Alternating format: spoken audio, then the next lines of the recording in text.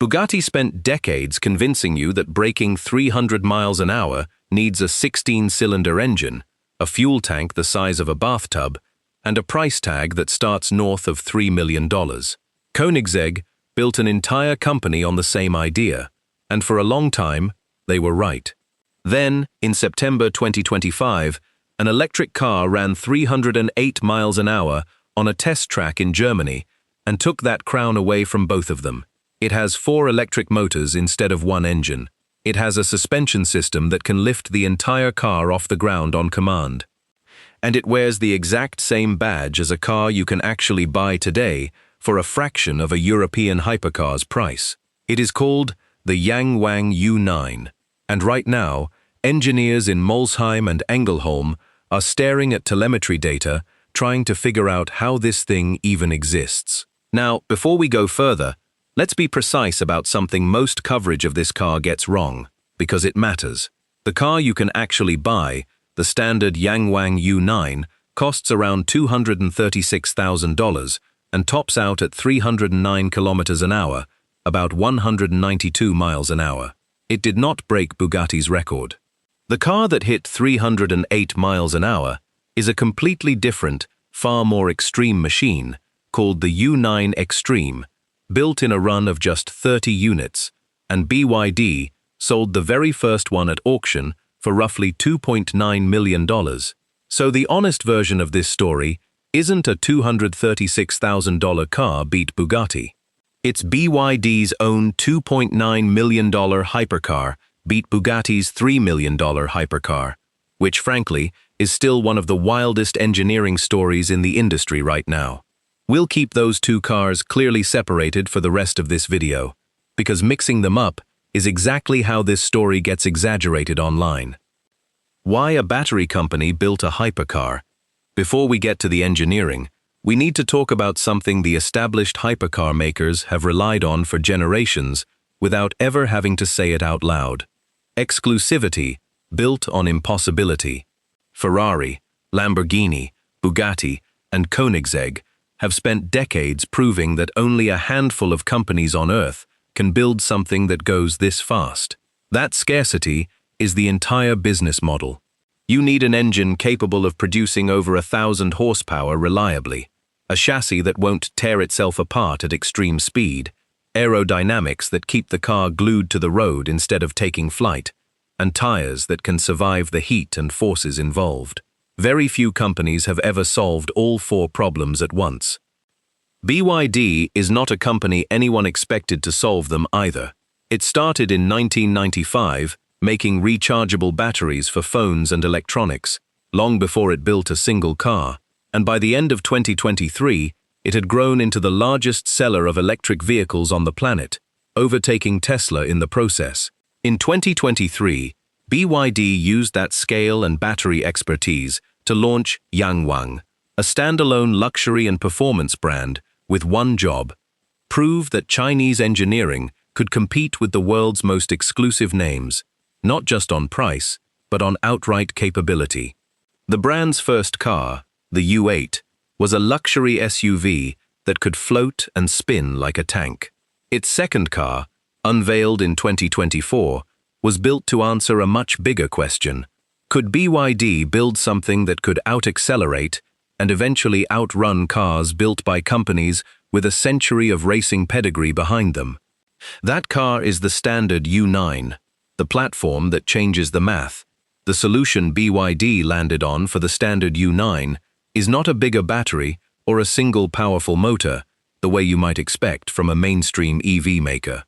It's built around BYD's E4 platform, a quad-motor system with one electric motor mounted at each wheel, each independently controlled by its own computer.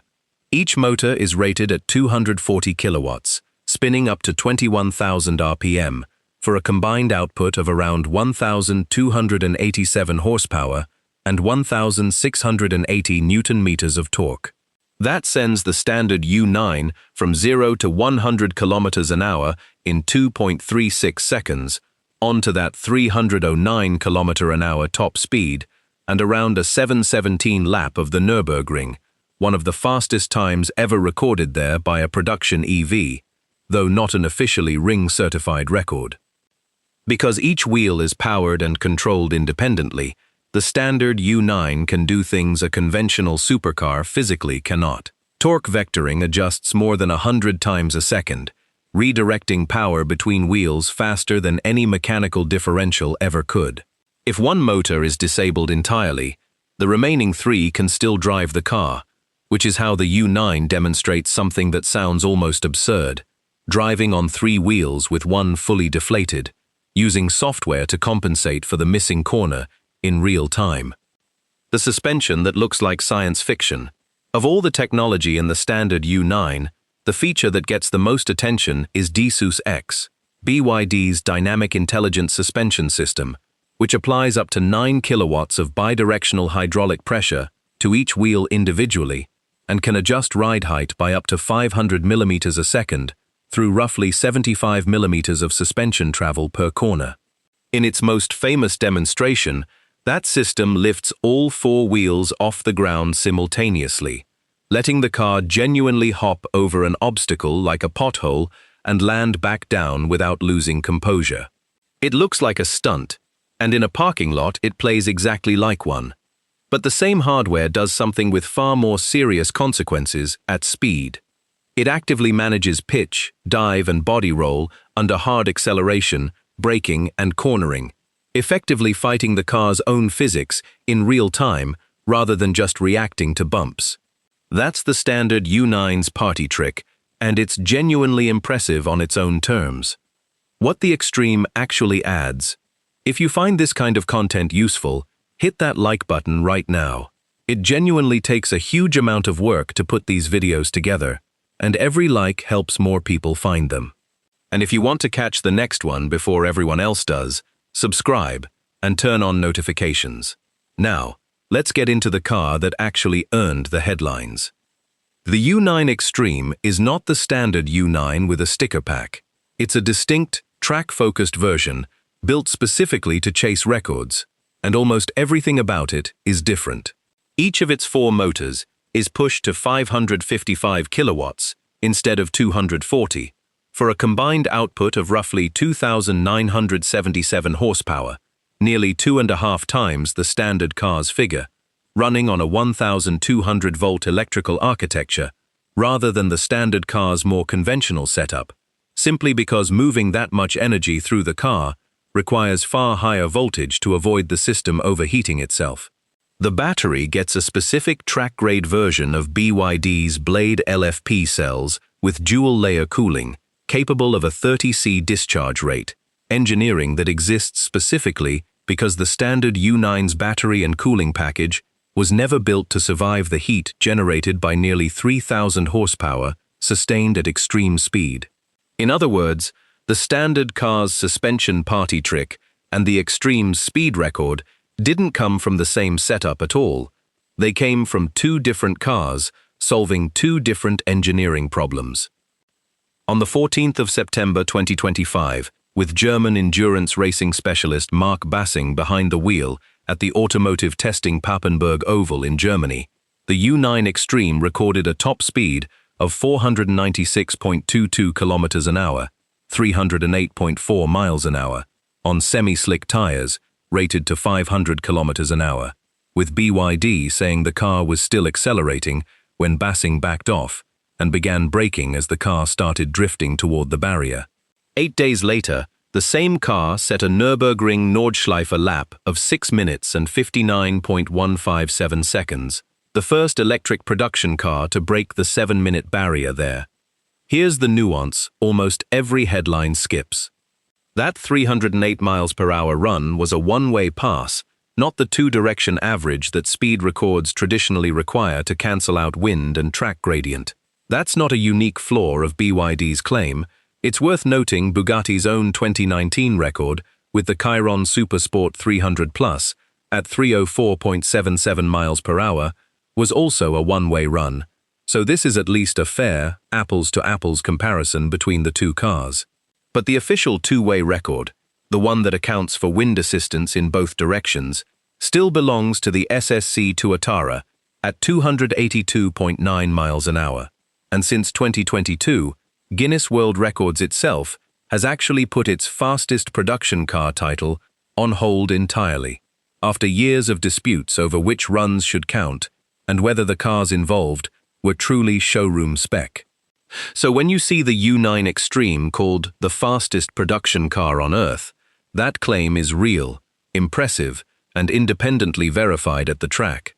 But it's also a claim made in a category where there currently isn't an agreed referee. The weight problem nobody puts on the spec sheet. Here's something the marketing conveniently leaves out. The standard U9 weighs around 2,475 kilograms, noticeably heavier than most hypercars in its performance class, a difference largely explained by the size of the battery and the 4 separate motor and drive units it's carrying compared to a single combustion engine. That weight is exactly why the tires and battery thermal system became such a serious engineering problem once BYD pushed toward record-breaking speeds. And it's the direct reason the Extreme needed that entirely separate 1,200-volt architecture and dual-layer battery cooling in the first place. A lighter combustion hypercar doesn't have to solve the problem of keeping a battery pack from overheating at 300 miles an hour. An electric one does, and the extra mass makes that problem harder, not easier. That weight and heat problem shows up in everyday use too, not just on record attempts. BYD quotes the standard U9's range at around 450 kilometers under China's KLTC test cycle, a gentle, low-load driving cycle. Sustained hard driving, the kind that generates the loads seen during Nürburgring or top-speed testing, draws far more current from the battery than that figure reflects, which is exactly why BYD had to engineer a completely separate high-discharge, dual-cooled battery specification for the Extreme rather than simply using the standard car's pack. It's a genuine physics-based limitation shared by every ultra-high-performance EV so far. The faster and harder you drive one, the faster that battery heats up and drains, and no suspension trick or motor upgrade makes that trade-off disappear.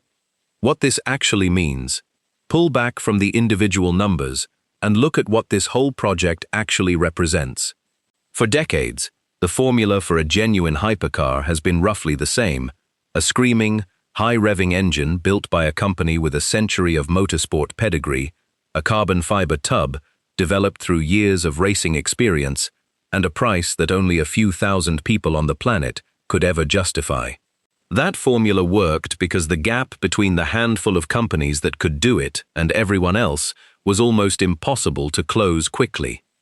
The U9 project doesn't close that gap gradually, it sidesteps it. BYD replaced a single, hand-built, high-revving engine with 4 independently controlled electric motors, and replaced a purely reactive suspension with one that can actively fight the car's own physics in real time. It didn't need 100 years of engine development, because it isn't using a traditional engine. It needed control software, battery engineering, and manufacturing scale, a fundamentally different set of skills than the ones Ferrari and Bugatti have spent a century mastering.